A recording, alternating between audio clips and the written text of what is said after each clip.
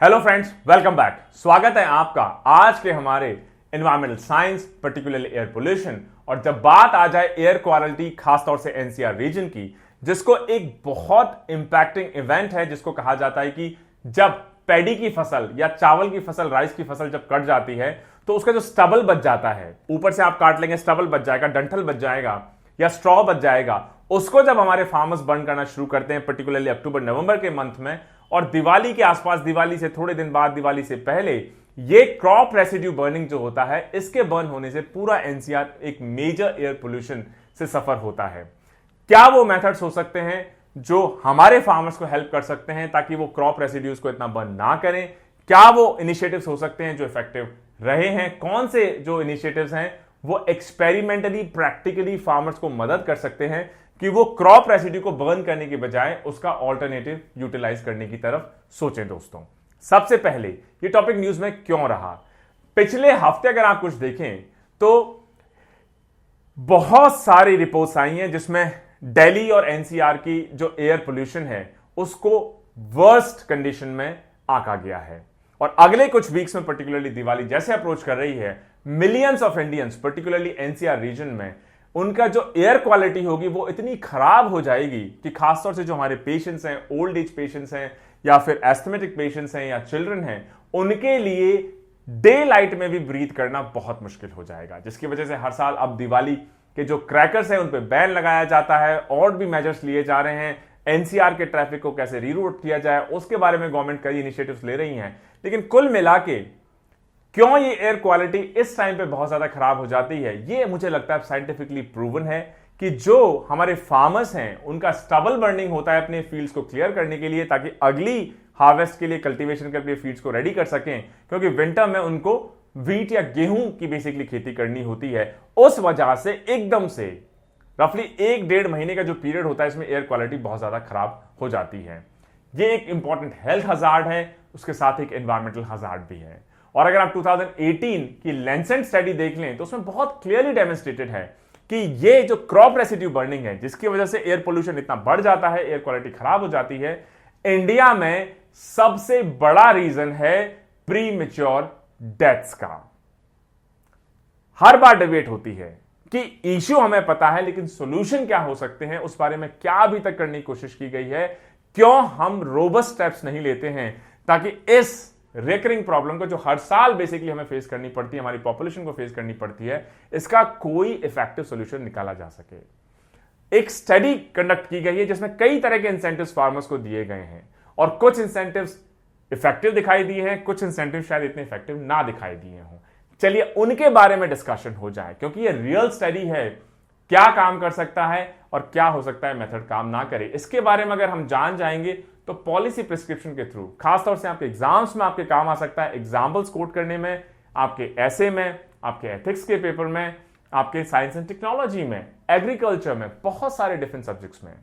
तो cash payment का भी एक बात हुई कि अगर आप कैश पेमेंट करेंगे फार्मर्स को तो हो सकता है उसके बदले में वो रेसिड्यू बर्न करना ना पसंद करें। लेकिन फिर भी ये कैश पेमेंट का जो पूरा ऑफर है इतना इफेक्टिव अभी तक नहीं देखा गया है। चलिए पहले तो ये समझें कि क्या वो रीजंस हैं कि हर साल हमारे फार्मर्स फोर्स हो जाते हैं, मजबूरी उनकी हो जाती है इन क्रॉप्स को बर्न करना। अगर एनुअली आप देखें तो इंडियन फार्मर्स रफली 92 मिलियन टन जो क्रॉप रेसिड्यूज हैं उनको बेसिकली बर्न करते हैं। इसकी बहुत सारी हेल्थ कॉस्ट हैं और ऐसा नहीं कि इसकी हेल्थ कॉस्ट क्या है, खुद के ऊपर भी और दूसरों के ऊपर भी इसको हमारे फार्मर्स नहीं जानते, लेकिन उनकी मजबूरी ऐसी हो जाती है कि उनके पास शायद क्योंकि कोई ऐसा अट्रैक्टिव ऑल्टरनेटिव नहीं है, ऐसा विकल्प नहीं है, इस वजह से वो ना चाहते हुए भी क्रॉप रेसिड्यू को बर्न करने के लिए मजबूर हो जाते हैं, क्योंकि उनको व्हीट के लिए जो नवंबर दिसंबर में सोइंग शुरू हो जाएगी उसके लिए अपने फील्ड को फटाफट प्रिपेयर करना है। कई सारे रूल्स हैं जिसकी वजह से जो पैडी जब हम उगाते हैं, सोइंग होती है, वो थोड़ा डिले हो जाती है, जिसकी वजह से उसकी हार्वेस्टिंग लेट हो जाती है।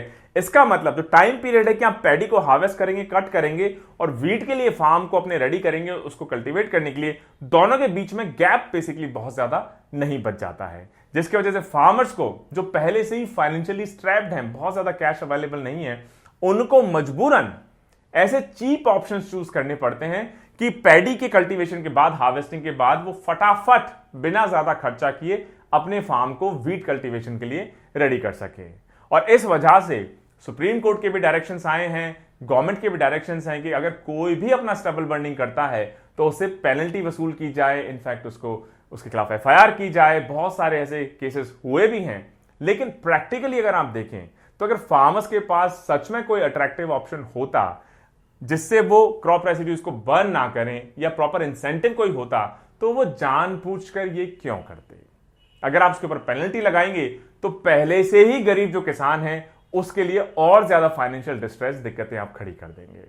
और इस वजह से पेनल्टी लगाना, केस करना, एफआईआर करना शायद एक इफेक्टिव मेजर नहीं हो सकता इस इश्यू से लड़ने के लिए, रिजॉल्व करने के लिए। तो इस वजह से पेनल्टी की बजाय क्यों ना हम कुछ इंसेंटिव्स उनको देना शुरू कर दें। और यही ये स्टडी हमको बहुत इफेक्टिवली समझाती है। एक स्टडी की गई रफली 171 विलेजेस में पंजाब में 2019 में, और ये बेसिकली प्रोग्राम किया गया जेपाल साउथ एशिया। और इसमें कैश पेमेंट प्रोग्राम किस तरीके से इफेक्टिव हो सकता है, कैसे इंप्लीमेंट किया जाए, क्या रिस्पॉन्स रहा फार्मर्स को, वो स्टडी किया गया है। इसमें फार्मर्स को रिवॉर्ड किया गया जो कि अपनी जो खरीफ की फसल है 2019 में उसके पैडी स्टबल को बर्न ना करें। 4 इंपॉर्टेंट लेसन्स निकल के आए। जो पहले 2 लेसन्स हैं वो तो इस तरीके से कि फार्मर्स क्या क्या सोचते हैं, क्या क्या कंस्ट्रेंट्स हैं कि इनको पैडी के स्टबल को बर्न करना पड़ता है। और दूसरे जो सेकंड 2 ऑब्जर्वेशंस हैं कि इस बिहेवियर को हम इंसेंटिव्स प्रॉपर तरीके से, प्रॉपर मेथड में, प्रॉपर फॉर्मेट में इंश्योर करके कैसे क्रॉप बर्निंग रेसिड्यू के बिहेवियर को हम खत्म कर सकते हैं, कम कर सकते हैं। जो पहला ऑब्जर्वेशन है वो ये है कि फार्मर्स को लगता है कि जो बाकी ऑल्टरनेटिव्स हैं क्रॉप बर्निंग के, कि अगर हम क्रॉप को बर्न नहीं करेंगे तो क्या करेंगे उस रेसिड्यू के साथ, वो सारे जो ऑप्शंस हैं एक्सपेंसिव हैं। सेंट्रल गवर्नमेंट ने भी सब्सिडी दी है इक्विपमेंट पे कि आप क्रॉप रेसिड्यू मैनेजमेंट में जो आपको हेल्प कर सके, लेकिन फार्मर्स को वो सब्सिडाइज जो इक्विपमेंट है उसकी इफेक्टिवनेस पे बहुत ज्यादा भरोसा नहीं है। साथ ही साथ उनको ये भी लगता है कि मुझे वो इक्विपमेंट खरीदने के लिए चाहे हैप्पी सीडर हो, सुपर एसएमएस हो, एक लार्ज अमाउंट ऑफ मनी की जरूरत है जो मेरे पास अवेलेबल नहीं है। हैप्पी सीडर तो मैं तब खरीदूं तब मेरे पास उसके लिए पैसा हो, वहीं इस रेसिड्यू को बर्न करना मेरे लिए ऑलमोस्ट कॉस्ट जीरो ऑप्शन है। पैसा मेरे पास है नहीं, पहले से फाइनेंशियल डिस्ट्रेस्ड हूं, तो मैं ये ऑल्टरनेटिव जो इक्विपमेंट है जिनसे मैं इस क्रॉप रेसिड्यू को मैनेज कर सकूं कैसे अफोर्ड कर पाऊंगा। तो पहली बात हो गई कि ऑल्टरनेटिव एक्सपेंसिव है। दूसरा, जो फार्मर्स कहते हैं कि चलिए हम इस बात पे विचार या कंसिडर करना शुरू कर देते हैं कि हम ऑल्टरनेटिव्स इसके ढूंढें, उनका यह कहना है कि एक्स सीटू मैनेजमेंट इक्विपमेंट हमको अवेलेबल करवाना चाहिए इन सीटू मशीनरी के बजाय। इन सीटू होता है कि जो क्रॉप रेसिड्यू है उसको खेत में ही मिला देता है, जैसे हैप्पी सीडर स्ट्रॉ को उसी खेत में मिला देगा, मल्च कर देगा। उसके बजाय ऐसा हमें ऑल्टरनेटिव दीजिए कि उस रेसिड्यू को खेत में मिक्स करने की बजाय और उसके बाद वेट करने की बजाय इसको हम खेत से उठा के कहीं बाहर डिस्पोज ऑफ कर सकें, ताकि खेत हमारा फ्री रहे, फट से हम दूसरी फसल को इसमें कल्टीवेट करना शुरू कर सकें। तो ऑल्टरनेटिव एक्सपेंसिव उनको लगते हैं, और ऑल्टरनेटिव्स में से भी वो चाहते हैं कि इन सिटू मशीनरी जैसे कि हैप्पी सीडर या सुपर एसएमएस है उसके बजाय एक्स सीटू मैनेजमेंट इक्विपमेंट के ऑप्शंस हमको गवर्नमेंट को देने चाहिए। पहले 2 ऑब्जर्वेशंस। उसके बाद गुड न्यूज क्या है? गुड न्यूज है कि जो कैश ट्रांसफर्ड है ये काफी हद तक फार्मर्स को मदद करते हैं अपने रेसिड्यू मैनेजमेंट का जो अप्रोच है, माइंडसेट है, ऑल्टरनेटिव्स हैं, उसको चेंज करने में।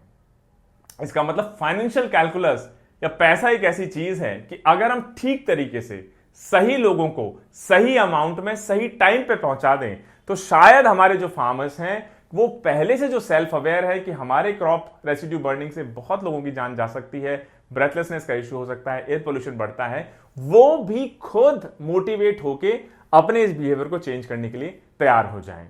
जो तीसरा ऑब्जर्वेशन है कि अगर आप बात कर ले कैश ट्रांसफर की तो उसका सबसे बेस्ट फॉर्मेट क्या हो सकता है? कैश आप कई टाइम पे दे सकते हैं, आप शुरुआत में दें, बीच में दें, लास्ट में दें। तो ज्यादातर जो स्कीम्स हैं वो इस टाइप की है कि आप क्रॉप रेसिड्यू बर्न ना करें और हम पहले आएंगे, वेरीफाई करेंगे, उसके बाद आपको कैश ट्रांसफर देंगे। फार्मर्स कहते हैं कि आप हमें अपफ्रंट बेसिकली उसके लिए पैसा दे दीजिए, पूरा नहीं तो पार्टली दे दीजिए, ताकि हमें कॉन्फिडेंस रहे सिस्टम पे, कहीं ऐसा ना हो कि हम एक्सपेंसिव सॉल्यूशंस अपने चूज कर लें इस क्रॉप रेसिड्यू मैनेजमेंट के लिए, क्रॉप को बर्न करने की बजाय, और बाद में हमें उसके एवज में कॉम्पनसेशन ना मिले, इंसेंटिव ना मिले, सब्सिडी ना मिले, पैसा ना मिले, तो वो ट्रस्ट नहीं है। ये ट्रस्ट बिल्ड करने के लिए अगर गवर्नमेंट कहती है कि आपको हम 25%, 30%, 50% अपफ्रंट पेमेंट करेंगे, फिर आपने क्रॉप बर्न नहीं की है, उसको कहीं ऑल्टरनेटिव तरीके से आपने मैनेज किया है क्रॉप रेसिड्यू को, वो आप हमें बता दीजिए, हम उसको वेरीफाई करेंगे और जो बचा हुआ पैसा होगा वो तब हमें दे देंगे, तब फार्मर्स कहीं ज्यादा कॉन्फिडेंट फील करेंगे। इसका मतलब कैश ट्रांसफर्स तो इंपॉर्टेंट पार्ट है, लेकिन उसका फॉर्मेट भी उतना ही इंपॉर्टेंट है कि किस स्टेज पे आप वो कैश हमारे फार्मर्स तक पहुंचाते हैं। और जो चौथी इंटरेस्टिंग ऑब्जर्वेशन है वो ये है कि जो फार्मर्स हैं वो चाहते हैं कि जब अगर हम क्रॉप्स को बर्न ना करें, क्रॉप रेसिड्यूज को बर्न ना करें, तो उसके एवज में जो हमें पैसा मिले, सब्सिडी मिले, इंसेंटिव मिले, वो रिन्यूमरेटिव होनी चाहिए, वो इतनी होनी चाहिए जो हमें अट्रैक्टिव लगे। जैसे इस स्टडी के हिसाब से अगर आप रफली 800 रुपीज पर एकड़ फार्मर्स को दे पाएंगे, तो ज्यादातर जो फार्मर्स हैं वो इस चीज में बिहेवियर चेंज लाने के लिए अग्री हो जाएंगे। ज्यादातर फार्मर्स 800 रुपीज के आसपास रेडी हो जाएंगे, या let's say plus minus 1000 rupees per एकड़।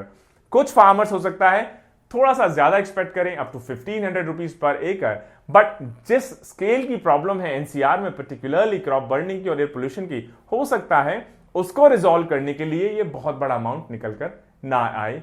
दोस्तों, ये पंजाब के फार्मर्स, हरियाणा के फार्मर्स, दोनों में ही इन चारों फाइंडिंग्स को काफी एक्सेप्टेबल माना गया है। पहला, इंसेंटिवाइज करिए क्योंकि बाकी ऑल्टरनेटिव्स एक्सपेंसिव हैं। दूसरा, NC2 के बजाय X2 जो इक्विपमेंट है, मटेरियल्स, उस पर सब्सिडी दीजिए। तीसरा, जो फॉर्मेट है कैश ट्रांसफर का, वो अप फ्रंट करिए बाद में देने के बजाय। और चौथा, कि जो पेमेंट है वो कम से कम इतना हो कि जो थोड़ा अट्रैक्टिव लगे, रफली हो सकता है 800 से 1000 रुपीज पर एकड़ की रेंज में। इसका मतलब जो फार्मर्स हैं उनका परसेप्शन प्रॉब्लम को लेकर बहुत अलग है। अगर हम उनको डंडे के जोर से डराना चाहें, धमकाना चाहें और बिहेवियरल चेंज करवाना चाहें, तो शायद कहीं से भी ऑर्डर आए, चाहे गवर्नमेंट से ऑर्डर आए, चाहे कोर्ट से ऑर्डर आए, उसका कंप्लायंस करवाना, बिहेवियरल चेंज करवाना शायद इतना आसान ना हो। इसके बजाय इंसेंटिवाइज करें, प्रॉपर फॉर्मेट में करें, प्रॉपर तरीके से करें, इफेक्टिव करें, वो ज्यादा कहीं इफेक्टिव हो सकता है। दोस्तों, रिकमेंडेशंस क्या है कि ये जो फाइंडिंग्स हैं, जैसे कि NC2 हैप्पी सीडर वगैरह की जगह XC2 मैनेजमेंट, कैश ट्रांसफर्स लेकिन अप फ्रंट, रिन्यूमरेटिव प्राइस, इसके अलावा दूसरे ऑल्टरनेटिव्स उनको इजीली अवेलेबल करवाए जाएं। अगर ये सारी चीजें हम पॉलिसी मेजर्स के थ्रू इंप्लीमेंट करना शुरू कर दें, तो ऐसा लगता है कि जो क्रॉप रेसिड्यू बर्निंग है या स्टेबल बर्निंग का जो इशू है, जिसकी वजह से एनसीआर को इतना इशू होता है, उसको हम काफी हद तक मैनेज कर पाएंगे, कम कर पाएंगे, कंट्रोल कर पाएंगे। मुझे उम्मीद है दोस्तों आज का लेक्चर आपको पसंद आया होगा। जय हिंद, जय भारत।